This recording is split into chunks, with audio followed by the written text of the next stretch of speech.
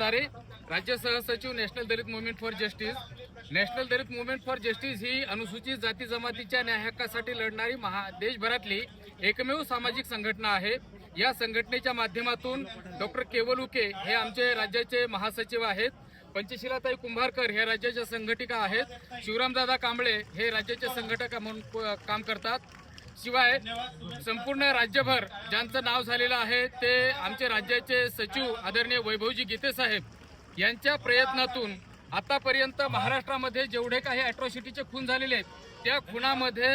889 खून प्रकरणामध्ये सामाजिक न्याय विभागाच्या वतीनं एकाच वेळी या लोकांना वर्ग ड ची शासकीय नोकरी लावून देण्याचं काम हे नॅशनल दलित मुवमेंट फॉर जस्टिसच्या सातत्य पाठपुराव्यामुळे झालेलं आहे। त्यासोबतच आता आमचा दुसरा एक उपक्रम आहे की आपला अनुसूचित जाती जमातीचा जो विकासाचा जो निधी आहे तो निधी इतरत्र वळविला जातो किंवा त्याचा प्रॉपर उपयोग होत नाहीये। मग तो कोविडच्या काळात वळवला असेल किंवा स्थानिक पातळीवरती देखील गाव पातळीवरती देखील आपलं एखादं काम असेल तर ते काम प्रॉपर त्या वस्तीमध्ये न करता ते सवर्णाच्या वस्तीमध्ये होत असतं। शिवाय आपल्या अनुसूचित जाती जमातीचे जे विद्यार्थी आहेत त्यांची स्कॉलरशिप देखील वेळेवर मिळत नाही, ती देखील इतरत्र वळवली जाते। आणि म्हणून बजेटचा कायदा केला पाहिजे, आकस्मिकता योजना कॉन्टिंजन्सी प्लॅन हा लागू केला पाहिजे, त्या पद्धतीची मागणी आज आम्ही या ठिकाणी करतोय।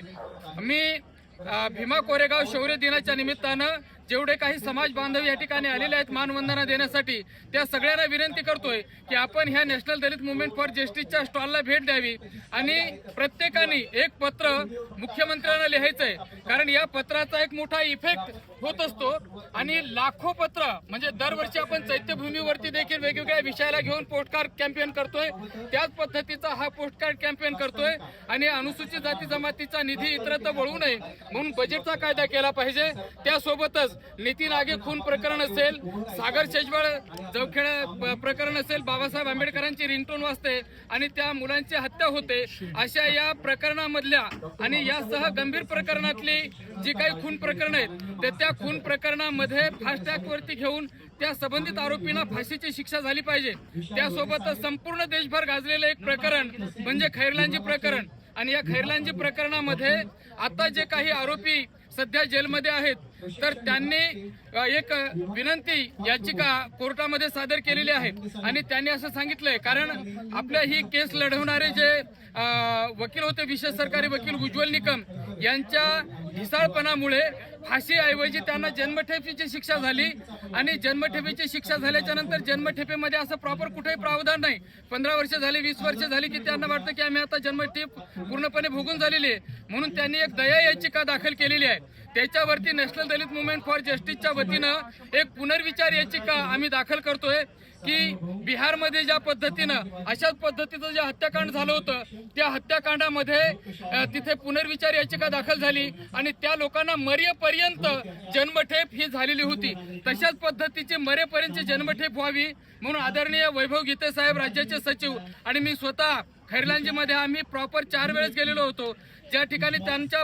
पुतण्याला शासकीय जमीन दिलेली आहे, ज्या ठिकाणी त्यांचे अंत्यसंस्कार केलेत, कारण भूतमागे कुटुंबातला आता पाठीमागं एकही व्यक्ती शिल्लक राहिलेला नाही, तरीही आपली ही संघटना अशा लोकांसाठी काम करते आणि महाराष्ट्रामध्ये दलित अत्याचार होऊच नये या संदर्भातली भूमिका ही नॅशनल दलित मुवमेंट फॉर जस्टिसने घेतलेली आहे। या ठिकाणी जेवढे काही समाज बांधव उपस्थित आहेत त्या प्रत्येकाने एक पत्र लिहायचं आहे आणि मुख्यमंत्र्यांना पोस्टकार्ड लिहायचं आहे आणि त्यांच्यामध्ये मागणी करायची आहे की अशा प्रकारच्या गंभीर स्वरूपाच्या प्रकरणामध्ये आपण सगळ्यांनी ती जन्मठेप झाली पाहिजे। आपल्या हक्काचा जो निधी आहे तो निधी इतरत्र वळू नये म्हणून बजेटचा कायदा केला पाहिजे। याचंच प्रारूप आपण 2016 मध्ये मुख्यमंत्र्यांच्या समोर मंत्रालयामध्ये याचं सादरीकरण झालं आणि नॅशनल दलित मुवमेंट फॉर जस्टिसच्या वतीनं दिल्लीमध्ये ज्यावेळेस आमचं कॅम्पेन झालं, दिल्लीमध्ये असणाऱ्या वेगवेगळ्या स्टेटच्या प्रतिनिधींनी आपल्या कायद्याचं प्रारूप घेतलं आणि त्यांनी त्या सरकारसोबत म्हणजे राजस्थान असेल, तेलंगणा असेल, तामिळनाडू असेल, कर्नाटक असेल, मध्य प्रदेश असेल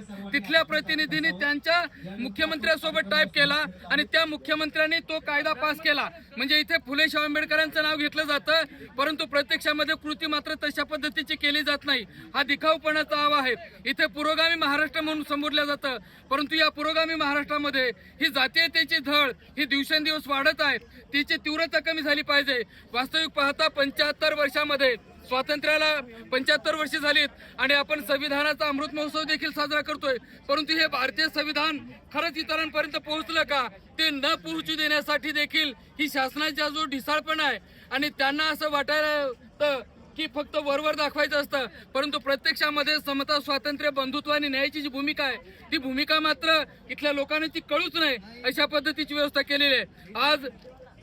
प्रत्येक शासनाने एक आदेश काढलेला आहे, संविधान अमृत महोत्सव हा प्रत्येक शाळांमध्ये शिकल्या सवरलेल्या लोकांमध्ये, कामगार कष्टकऱ्यांपर्यंत हे संविधान पोहोचलं पाहिजे आणि हे संविधान माझं आहे ही भूमिका त्यांच्यापर्यंत आली पाहिजे। म्हणून उपस्थित असलेल्या किंवा माझा आवाज ज्या ज्या लोकांपर्यंत जातोय त्यांनी आपल्या गटविकास अधिकाऱ्याकडे, पंचायत समितीकडे एक मागणी केली पाहिजे की संविधानाच्या संदर्भानं तुम्ही कामगार कष्टकऱ्यांसाठीची कुठली भूमिका घेतली, त्यांच्यासाठी काय प्रशिक्षण घेतलं किंवा शाळा महाविद्यालयांमधून देखील आपण कशा पद्धतीनं संविधान राबवतोय। म्हणजे आमची शिक्षण व्यवस्था देखील अशा पद्धतीची झालेली आहे की शिक्षण व्यवस्थेने देखील हे संविधान कळू नये म्हणून बालमनांवरती वेगवेगळ्या पद्धतीचं सांग सांग भोलानाथ पाऊस पडेल काय, पाऊस पडून शाळेभोवती चिखल साचेल काय आणि शाळेला सुट्टी मिळेल काय, अशा पद्धतीची शिक्षण व्यवस्था झाली। परंतु त्या शिक्षण व्यवस्थेनं हे बालमनावरती जर संविधान बिंबवायचं असेल तर अबडक तबडक घोडोबा, घोड्यावर बसलेला लाडोबा, लाडोबाचा देश चालवतोय कोण, भारतीय संविधानाने दुसरं कोण, अशा पद्धतीची जर भूमिका संविधान म्हणून हे बालमनावरती जर बिंबवलं गेलं असतं तर आज 75 वर्षामध्ये एक जरी आर्टिकल आपण पूर्ण केलं असतं तरी ते संविधान लोकांपर्यंत पोहोचलं असतं। ती संविधानाची भूमिका तुमची आमची जबाबदारी आहे किंवा जे असं लोक म्हणतात की हे संविधान माझ्या बापाने लिहिलंय त्या मुलांचा तो अधिकार आहे की हे संविधान इतरांपर्यंत ते पोहोचलं पाहिजे, ही भूमिका देखील आपण सगळ्या लोकांनी घ्यावी। आणि मी नॅशनल दलित मुवमेंट फॉर जस्टिसच्या वतीनं ही काही पोस्टर प्रदर्शन या ठिकाणी लावलेली आहे, आमचं काम देखील आपण पाहू शकता आणि या कामाचं स्वरूप प्रत्येक गावागावांमधनं हे या संघटनेचे आपण एक आवाहन करतो की प्रत्येकाने हे पोस्ट कार्ड कॅम्पेन मुख्यमंत्र्यांना पत्र लिहा, त्यांना जबाबदारी बनवा, कारण आपलं हे 50 पैशाचं पोस्ट कार्ड खूप काही सांगून जातं आणि याचा एक मोठा इफेक्ट होतो, कारण ही मागणी काही एकाची राहत नाही तर ती सगळ्या लाखो लोकांची ही मागणी होते आणि प्रत्येक जण पर्टिक्युलर आपला त्याच्यावरती पत्र राहणार आहे। आणि कुठून हे पत्र आलं, परभणीतून आलं, प्रियंका ताईने हे पत्र पाठवलंय, हिंगोलीतून आलं, वाशिम मधून आलं, नांदेड मधून आलं, एका खेडेगावातून आलं, असा त्याचा अर्थ होतो आणि म्हणून ही लाखो लोकांची ही सामुदायिक मागणी आहे। आपण प्रत्येकाने दलितांच्या न्याय हक्कासाठी एकत्रित यावं आणि अशा पद्धतीचं आवाहन करतो। थांबतो। धन्यवाद। जय भीम।